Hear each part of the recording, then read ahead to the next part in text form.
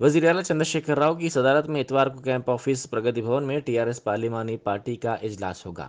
Parliament के budget session में party की जानिब से इख्तियार की जाने वाली हिकमत अमली पर इस सिलसिले में तबादला ख्याल किया जाएगा। रियासत को मरकज से वाजिबुल अदा फंड्स, रियासत के बाद जेर इल्तवा मसाइल पर बातचीत होगी और बजट सेशन के सिलसिले में रियासत के हुकूक के ज़िमन में पार्लियामेंट के दोनों ऐवानों में टीआरएस अरकान की जदोजहद व मुख्तलिफ उमूर पर वज़ीर आला अहम हिदायत देंगे। रियासती वजीर इंफॉर्मेशन टेक्नोलॉजी तारक रामा राव ने वाजह किया है कि रियासती हुकूमत गरीबों की तरक्की के मकसद से आगे बढ़ रही है। हैदराबाद के नवाही इलाकों में बुनियादी सहूलियात और इंफ्रास्ट्रक्चर की फराहमी को यकीनी बनाया जा रहा है। उन्होंने ज़िला रंगारेड्डी के तुकुगुड़ा में असरी इंटीग्रेटेड मार्केट, साफ़ पीने के पानी की सप्लाई की पाइपलाइन के कामों का संग बुनियाद रखा। इस मौके पर खिताब करते हुए तारक रामा राव ने हैदराबाद के नवाही बल्दियात में बस्ती दवाखानों के क़याम के सिलसिले में वज़ीर तालीम सबीता इंद्रा रेड्डी की ख्वाहिश पर फौरी मुस्बत रद्द अमल का इजहार किया।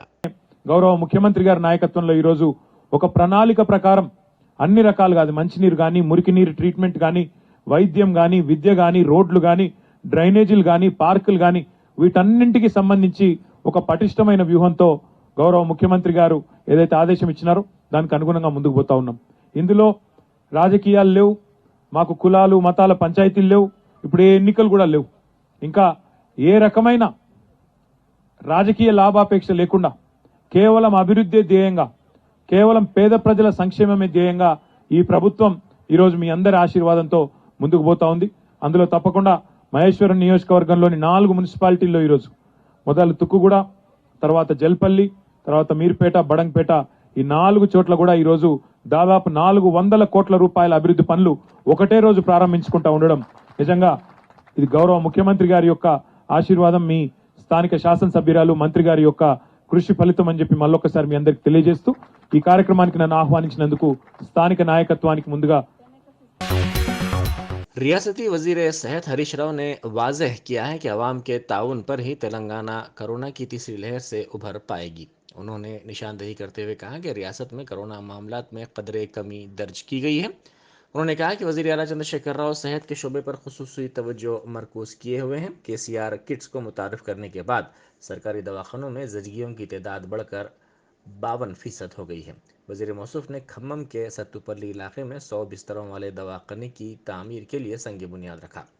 इस मौके पर मीडिया से बात करते हुए उन्होंने कहा कि सिंगल फिलर का इस्तेमाल करते हुए डायलिसिस को मुफ्त करने का रियासती हुकूमत ने फैसला किया है। उन्होंने वाज़ेह किया कि कल्याण लक्ष्मी स्कीम के तहत 10 लाख अफराद को माली इमदाद फराहम की गई है। उन्होंने कहा कि तमाम अहल अफराद को बूस्टर डोज भी दिया जाएगा। साथ ही वज़ीर मौसूफ ने दावा किया कि सत्तुपल्ली में कोरोना के दूसरे डोज की 100% तकमील भी हो गई है। కేవలం మా ఎమ్మెల్యే గారు కొన్ని విషయాలు నా దృష్టి తీసుకొచ్చారు. వారు మంచి అనుభవం ఉన్న ఎమ్మెల్యే గారు, సీనియర్ శాసనసభ్యులు. వారు ముఖ్యంగా ఈ నియోజకవర్గానికి సంబంధించి కొన్ని ఇష్యూస్ మా దృష్టికి తెచ్చారు కనుక వాటి మీద నా స్పందన తెలియజేస్తాను. And will limit to only press meet. దయచేసి ఎవరు ఏమనుకోవద్దు, క్షమించాలి. గౌరవ మంత్రివర్యులు మిత్రులు పువ్వాడ అజయ్ కుమార్ గారు, గౌరవనీయులు మన లోక్సభలో టీఆర్ఎస్ పార్టీ సభాపక్ష నాయకులు, పార్లమెంట్ సభ్యులు నామా నాగేశ్వరరావు గారు, టీఎస్ఎంఐడిసి చైర్మన్ ఎర్రోల శ్రీనివాస్ గారు, మన జిల్లా కలెక్టర్ గారు, మన జెడ్పీ చైర్మన్ గారు, మున్సిపల్ చైర్మన్ గారు, గౌరవ శాసనసభ్యులు అందరికీ పేరు పేరున నమస్కారం.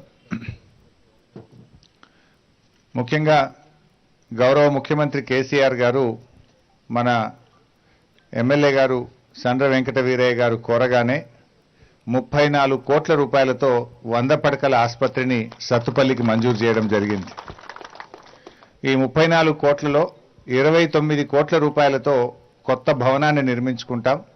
5 కోట్ల రూపాయలతో అందులో అవసరమైన ఎక్విప్మెంట్, అన్ని రకాల లేటెస్ట్ ఎక్విప్మెంట్ ఒక तेलंगाना कानून साज असम्बली के बजट सेशन के मौके पर मिलियन मार्च मुनक्किद करने का बीजेपी ने फैसला किया है। फरवरी में बेरोजगारों को रोजगार के लिए नोटिफिकेशन की इजराई के लिए 1 करोड़ दस्तखतें हासिल की जाएंगी। बीजेपी के सदर बंडी संजय ने वाजे किया कि अवाम बीजेपी के साथ हैं, इसीलिए वजीर आला साजिश कर रहे हैं। उन्होंने अवाम से ख्वाहिश की कि वो आइंदा 2 साल तक उनके साथ रहे।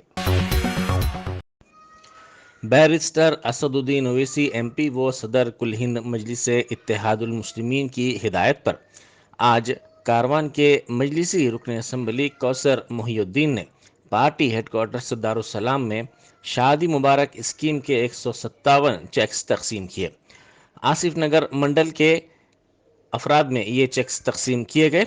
इस प्रोग्राम के मौके पर मजलिसी कारपोरेटर जनाब मोहम्मद नसीरुद्दीन, माविन कारपोरेटर मोहम्मद हारून फरहान, जनाब मोहम्मद बदरुद्दीन, साबिक corporator Samad Warsi, senior leader Mazhar भाई और दूसरे मौजूद थे।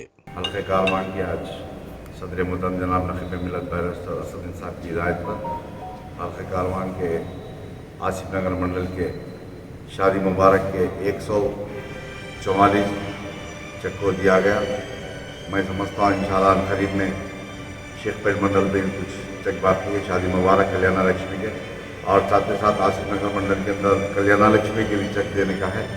मैं इस मीडिया के जरिए तमाम आवाम से, कारवान की आवाम से अपील करता हूँ, पिछले 2 महीने पहले जो शादियाँ आपने अपने मकानात के पास जहाँ पर दी है, आपके करीबी नियत से वहाँ पर जाकर ऑनलाइन कराएँ और उसको इंशाअल्लाह जल्द से जल्द 2-2.5 महीने के अंदर आप तमाम के जो भी डाले अप्लीकेशन उन तमाम को शादी मुबारक हो या कल्याणा लक्ष्मी की हो चेक पूरी कोशिश कर आपको तमाम को दिलाने की कोशिश करेंगे। मैं फिर एक मरतबा आवाम से गुजारिश करता हूँ कि आने वाले दिनों के अंदर आपके पास जो भी रहेंगे प्रोग्राम, इंशाअल्लाह उन तमाम प्रोग्रामों को आपके बीच में आपके दरमियान में रखा जाएगा। फिर एक मरतबा अपील करता हूँ कि आपके करीबी मिसों पर जाकर ऑनलाइन कराइए। शुक्रिया खुदा। मुनशियात के बैनुल अक़वामी स्मगलर टोनी को आज पुलिस तहवील में लेगी। नामपल्ली कोर्ट ने 2 फरवरी तक टोनी को तहवील में लेने की पुलिस को इजाज़त दी, जिस पर चंचलगुड़ा जेल में महरूस टोनी को टास्क फोर्स पुलिस और पंजागुट्टा पुलिस तहवील में लेगी। नाइजीरिया के इस बाशिंदे टोनी के हैदराबाद में मुनशियात के सिलसिले में ताल्लुकात का पता चलाया जाएगा। जनाब सैयद अहमद पाशा खादरी एमएलए व मोतमद उमूमी मजलिस ने तालाब चंचलम हलके के तालाब कट्टा में मुफ्त तिब्बी कैंप का इफ्तिताह किया।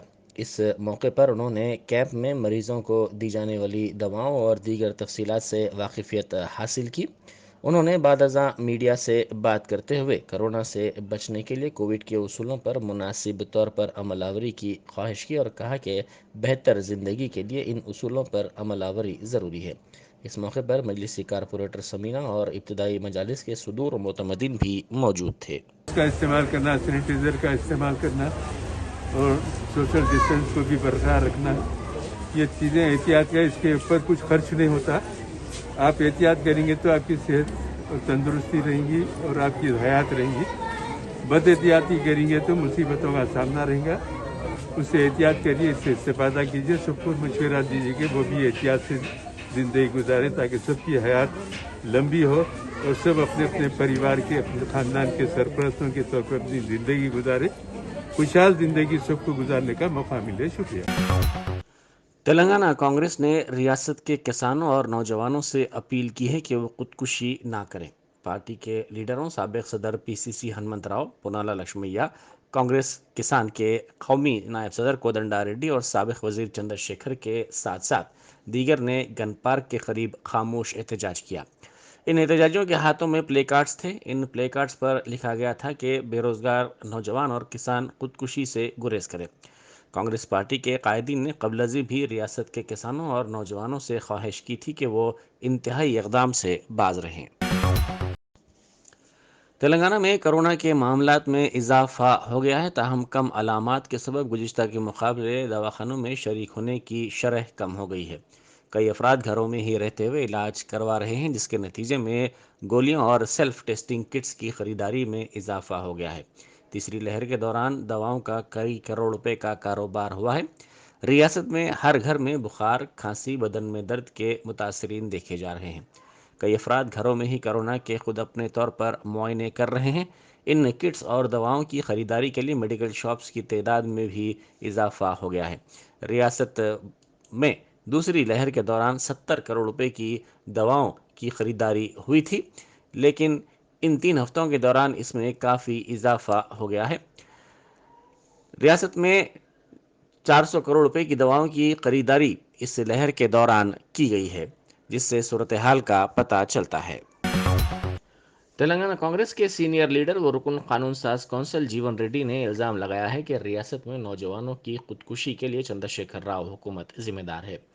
उन्होंने इल्जाम लगाया कि 3 साल से सरकारी मुलाजिमतों पर किसी भी किस्म की भर्ती नहीं की गई है। मुलाजिमतों को पुर करने के मुतालबे पर हुक्मरान जमात टीआरएस के अरकान असम्बली के कैंप ऑफिस के मुहासिरे के हिस्से के तौर पर जगतियाल जिले में एमएलए संजय कुमार के मकान का मुहासिरा करने की यूथ कांग्रेस के कारकुनों की जानिब से कोशिश की गई, जिसको पुलिस ने नाकाम बना दिया। इन नौजवानों को हिरासत में लेने की इत्तला पर जीवन रेड्डी ने पुलिस स्टेशन पहुंचकर उन हिरासत में लिए गए नौजवानों से यगानगत का इजहार किया। उन्होंने वाज़ेह किया कि गैर कानूनी मुकदमात और गिरफ्तारी से तहरीक खत्म नहीं होगी।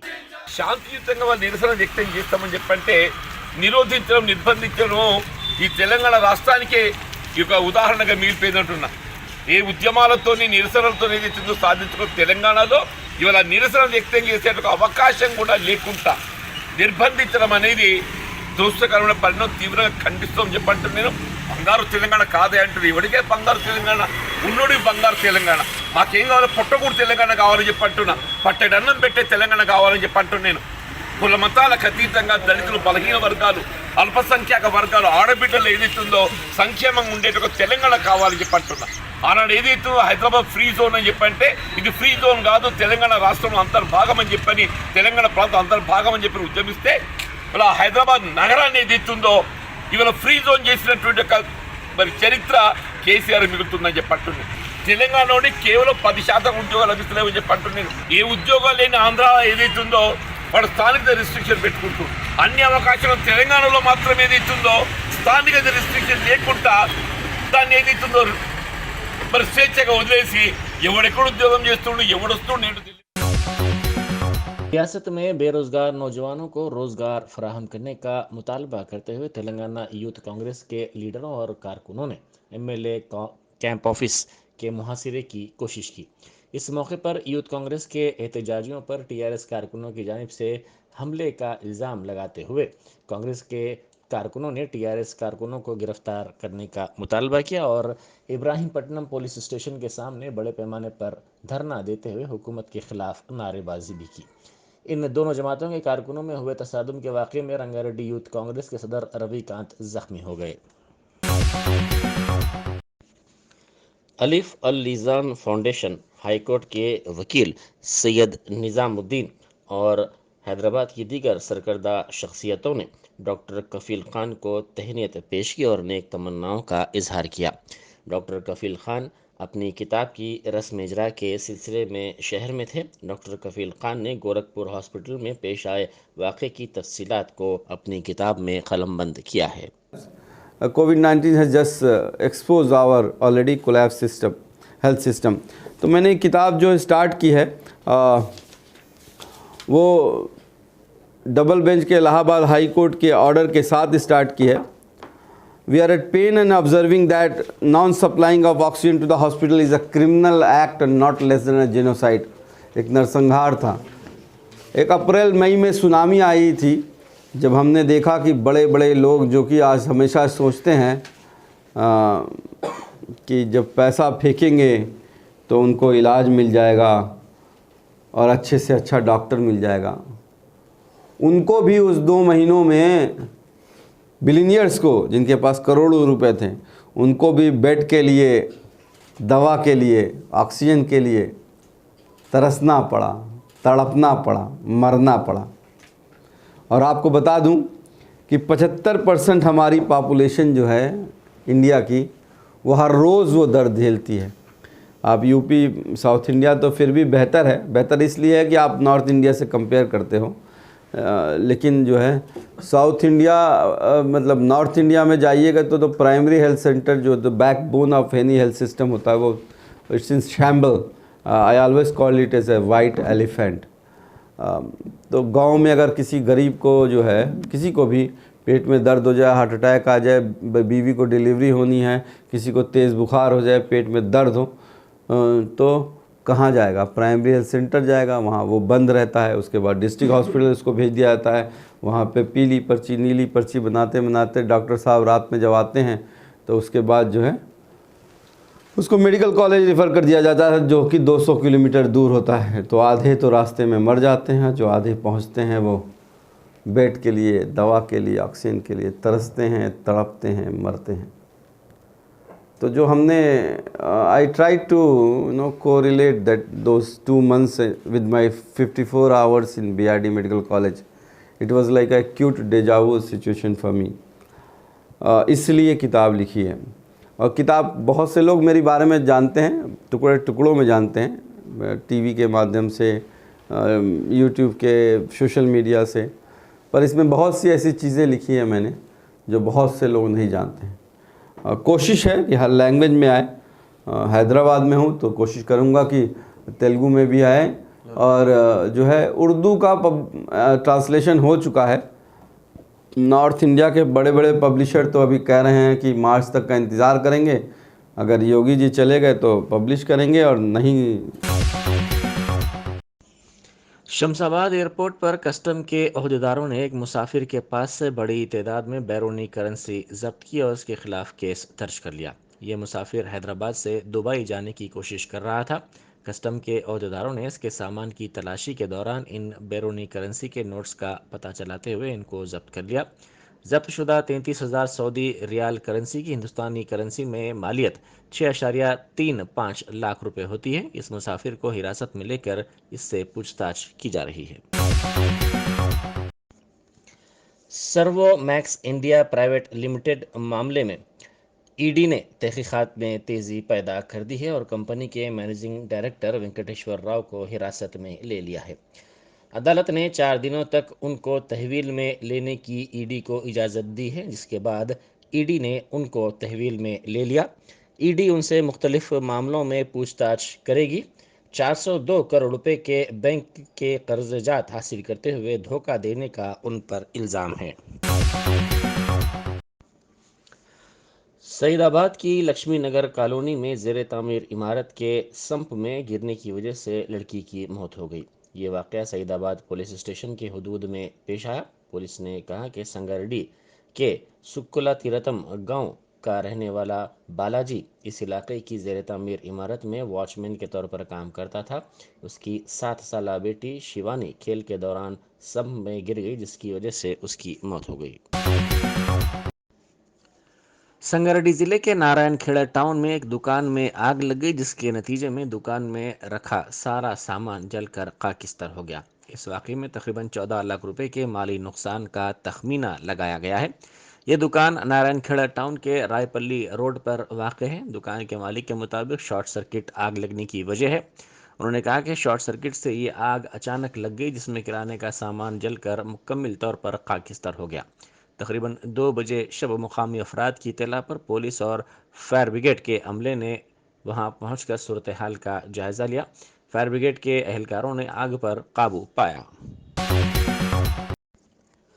जिला अनंतपुर में बस के उलट जाने के हादसे में ड्राइवर समेत दीगर मुसाफिरीन जख्मी हो गए। यह हादसा आज सुबह जिले के शंगाना मलम मंडल में उस वक्त पेश आया जब बस के ड्राइवर ने बाइक से होने वाली इम्कानी टक्कर से बचने के दौरान बस का तवाज़ुन खो दिया और ये बस उलट गई। हादसे में बस ड्राइवर के साथ साथ मुसाफिरीन भी जख्मी हो गए। हादसे के साथ ही मुकामी अवाम की बड़ी तादाद वहां पहुंच गई और राहत कामों का आगाज़ कर दिया। हादसे के वक्त बस में 20 मुसाफिरीन सवार थे। रियासती वज़ीर तालीम सबीर चंदा रेड्डी ने ऐलान किया कि रियासत में कोरोना वायरस के केसेस में कमी के चलते तमाम तालीमी इदारे 1 फरवरी से दोबारा खुल जाएंगे। ताहम तलबा और स्टाफ को कोविड-19 के क़वायद पर सख्ती के साथ अमल करना होगा। वाज़ेह रहे कि हुकूमत ने 8 जनवरी से तमाम तालीमी इदारों को 16 जनवरी तक और फिर बाद में 31 जनवरी तक बंद कर देने का ऐलान किया था। महकमे तालीम के अहदेदारों ने महकमे सेहत के जिम्मेदारों के साथ सूरत हाल का जायज़ा लिया, जिसके बाद हुकूमत ने तालीमी इदारों को फिर से खोलने का फैसला लिया है। रियासती असम्बली में कांग्रेस के फ्लोर लीडर मल्लू भट्टी विक्रमाका ने जिले खम्मम के शुजात नगर में जुमे को लारी के हादसे में हलाक होने वाले 4 खवातीन के पसमानदगान को एक्सग्रेशिया की मंजूरी का मुतालबा किया। मल्लू भट्टी विक्रमाका ने वहिया के कांग्रेसी रुकन असम्बली के हमरा इन महिला खवातीन के पसमानदगान से मुलाकात की और हादसे पर अपने गहरे अफसोस का इजहार किया। उन्होंने मीडिया से बातचीत करते हुए कहा कि तमाम महलूकिन का ताल्लुक दलित तबके से है। जिस लारी से हादसा पेश आया वो सिंगारानी कॉलोनीज की थी। चुनाचे सिंगारानी कॉलोनीज को भी मुआवजा और महलूकिन के विरसा के किसी एक फर्द को मुलाजमत फराहम करना चाहिए। मल्लू भट्टी विक्रमाका ने कहा कि लारी 40 किलोमीटर फी घंटे की रफ्तार की हद से ज़्यादा दौड़ रही थी। इस मौके पर साबिक एमएलसी नागेश्वर राव, कांग्रेसी कायदीन ई कृष्णा, एन सीतारामलू और नागामणि वगैरह भी मौजूद थे। टीआरएस कायद राधाकृष्णा की क़यादत में पुराने शहर के 50 से ज़ायद अफराद ने टीआरएस में शमूलियत इख्तियार कर ली। वज़ीर दाखिला महमूद अली ने अपने आजमपुरे की रिहाइशगाह पर इन तमाम का खंडवा पहना कर खैर मकदम किया और उन्हें आवाम की फलाह बहबूद के साथ साथ पुराने शहर में तंजीम को मुस्तहकम करने का मशवरा दिया। महमूद अली ने कहा कि टीआरएस ने हमेशा मुखलिस और दयानतदार कारकुनों की हौसला अफजा की है और इनकी खिदमत से इस्तेफादा किया है।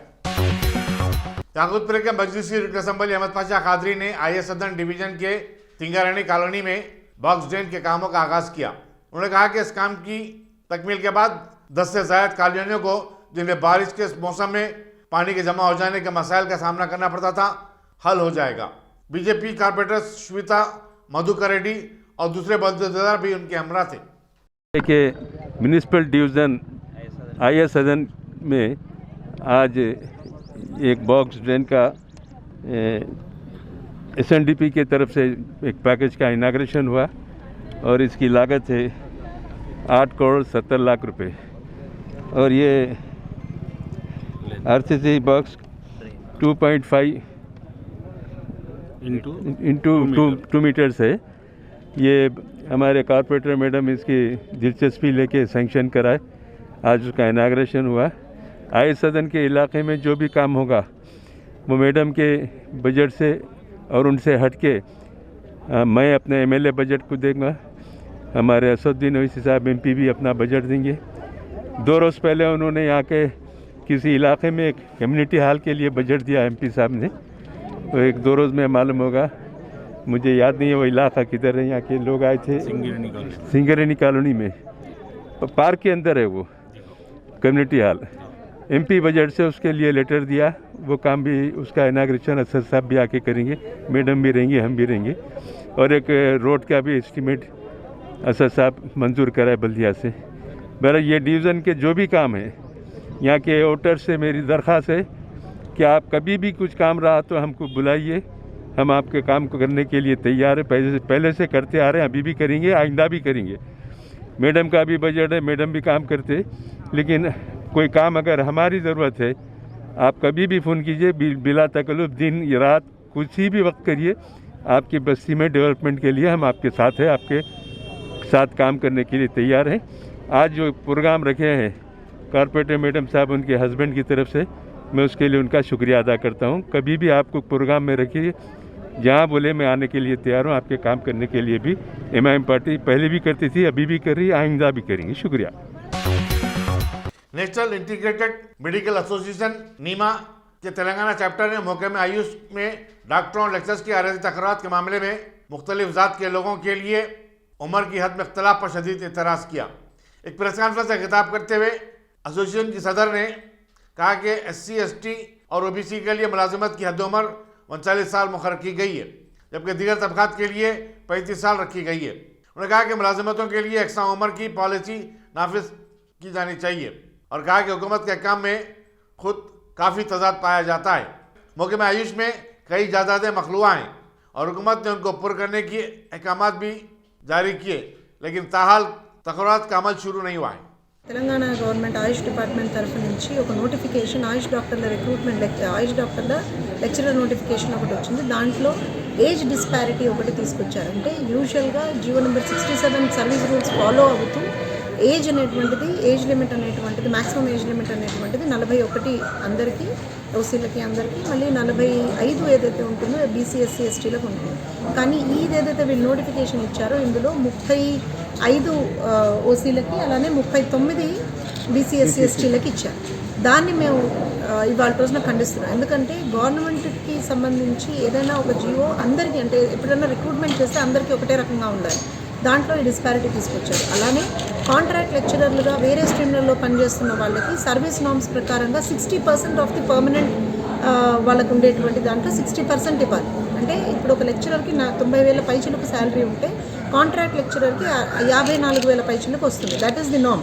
ఇవాళ ఆ నామ్ని కూడా వీళ్ళు తుంగలో తొక్కుతూ తెలంగాణలో ఆయుష్ లెక్చరర్లకి సంబంధించి ఏదైతే నోటిఫికేషన్ ఇచ్చారో అందులో వాళ్ళకి శాలరీ 35,100 అని చెప్పి మెన్షన్ చేశారు. దీన్ని కూడా మేము పెంచాలని చెప్పి అడుగుతున్నాం. At par with the norms ఇవ్వాలని చెప్పి మేము అడుగుతా ఉన్నాం.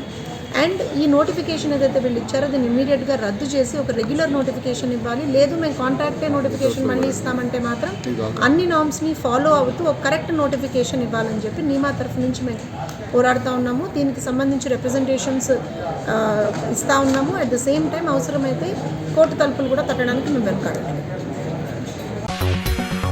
सरकारी मुलाजमत के लिए नोटिफिकेशन के तवील इंतजार के बाद महबूबाबाद में एक नौजवान मुतियाला सागर ने 3 दिन खबर खुदकशी कर ली। तेलंगाना प्रदेश कांग्रेस कमेटी के सदर और रुकन पार्लियामेंट रेवंत रेड्डी ने हफ्ते को उसके घर पहुंचकर उसके लवाहिकीन से मुलाकात की। उन्होंने अपनी और कांग्रेस पार्टी की तरफ से मुतवफ़ी मुतियाला सागर के अरकान खानदान की हर मुमकिन मदद का यकीन दिलाया। रेवंत रेड्डी ने मुतियाला सागर की मौत के लिए रियासती हुकूमत को मुरीद इल्ज़ाम ठहराया और कहा कि टीआरएस ने 2 लाख नौजवानों को रोजगार फराहम करने का वादा किया था। हुकूमत की बेवफाई से दिलबर्दाश्ता होकर कई नौजवान खुदकशी के लिए मजबूर हो रहे हैं। రాష్ట్రపతి ఉత్తర్వులకు వ్యతిరేకంగా 317 జీవో తెస్తే ఆ జీవోను కిషన్ రెడ్డి గారు, బండి సంజయ్ గారు రిప్రజెంట్ చేస్తే రాష్ట్రపతి ఒక్క కలం పోటీతో స్టే ఇచ్చి ఈ ఉత్తర్వులను ఉల్లంఘించినందుకు రాష్ట్ర ప్రభుత్వం మీద చర్యలు తీసుకొని ఉద్యోగులకు సహాయం అందించి ఉండొచ్చు. కానీ ఈ 317 జీవో రావణ కష్టంలాగా రగలాలే, ఉద్యోగ ఉపాధ్యాయులు చావాలే. ఈ చావుల నుంచి బీజేపీ రాజకీయ లబ్ధి పొందడానికి ప్రయత్నం చేస్తుంది. బండి సంజయ్ ఆయన గుండు వలగొట్టుకుంటుండు తప్ప ఈ రైతులు చచ్చిపోతున్న గుండె బాధ, గుండె కోత వాళ్ళకు అర్థమైతలేదు. వాళ్ళు ఈ ఉపాధ్యాయ ఉద్యోగులు చస్తే వాళ్ళ చావుల ద్వారా రాజకీయ ప్రయోజనం పొందాలని చూస్తున్నారు. అదేవిధంగా ఉద్యోగ నోటిఫికేషన్ లో ఇంటికో ఉద్యోగం ఇస్తా అన్నాడు. ఇవాళ రాష్ట్రంలో 1,91,000 ప్రభుత్వ ఉద్యోగాలు ఖాళీలు ఉన్నాయి. వీడు నోటిఫికేషన్ ఇవ్వడు. నరేంద్ర మోడీ అధికారంలోకి రావాలనుకున్న రోజు ప్రతి సంవత్సరం 2 కోట్ల ఉద్యోగాలు భర్తీ చేస్తానన్నాడు. 8 సంవత్సరాలు పూర్తిగా వస్తుంది. అంటే 16 కోట్ల ఉద్యోగాలు నరేంద్ర మోడీ కేంద్ర ప్రభుత్వం భర్తీ చేయాల్సిన అవసరం ఉండే. 16 కోట్ల ఉద్యోగాలు భర్తీ చేసి ఉంటే 29 రాష్ట్రాలలో ఒక రాష్ట్రమైన తెలంగాణకు 50 నుంచి 60 లక్షల ఉద్యోగాలు వచ్చి ఉండేటివి. 50-60 లక్షల ఉద్యోగాలు తెలంగాణకు వస్తే తెలంగాణలో చదువుకున్న ప్రతి యువకుడికి ఉద్యోగం వచ్చి ఉండేది. ఇవాళ తెలంగాణ పబ్లిక్ సర్వీస్ కమిషన్ నిరుద్యోగులను నమోదు చేసుకోమంటే 25 లక్షల మంది నమోదు చేసుకున్నారు. అంటే చదువుకున్న నిరుద్యోగులు 25 లక్షలే ఉన్నారు. కానీ నరేంద్ర మోడీ ప్రతి సంవత్సరం 2 కోట్ల ఉద్యోగాలు భర్తీ చేసి ఉంటే 16 కోట్ల ఉద్యోగాలు వచ్చి ఉండేటివి. అందులో తెలంగాణ వాటా 50 నుంచి 60 లక్షల ఉద్యోగాలు వచ్చి ఉండేటివి. जलपल्ली के उमदा सागर तालाब में एक 20 साल नौजवान गुरखाब हो गया। बताया जाता है कि आगापुरे का रहने वाला नवीद अपने दोस्तों रविकांत और सिराज के साथ तस्वीर लेने के लिए उमदा सागर गया था। नवीद के गुरखाब होने की इत्तला पुलिस को दी गई, जिसने लाश को बाहर निकालकर पोस्टमार्टम के लिए रवाना कर दिया। नवीद के रिश्तेदारों ने इसकी मौत पर शुभात का इजहार किया है। चुनांचे पुलिस मुख्तलिफ पहलुओं से इस केस की तहकीकात कर रही है। मुल्क में गुज़श्ता 24 घंटे के दौरान कोरोना वायरस के 2,35,532 नए केसेस दर्ज हुए हैं और इसी मुद्दत में 600 नई अमवात भी हुई हैं। मरकजी वज़ीर सेहत ने बताया कि मुतासरीन की सेहतयाबी की शरह में भी इजाफा हुआ है। कल जुमे को मुल्क भर में 17,59,434 कोविड-19 टेस्ट किए गए। वहीं कोविड-19 वैक्सीन के अब तक 165 करोड़ डोजेस दिए जा चुके हैं।